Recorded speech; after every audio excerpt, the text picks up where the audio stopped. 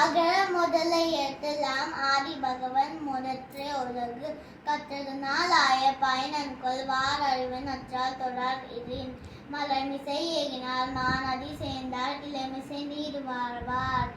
வேண்டுதல் வேண்டாமை இல்லானதி சேர்ந்தார்க்கு யாந்தும் இதுமை இல இருள் சேர் இருவினையும் சேரா இறைவன் பொருள் சேர் புகழ் புரிந்தார் மாது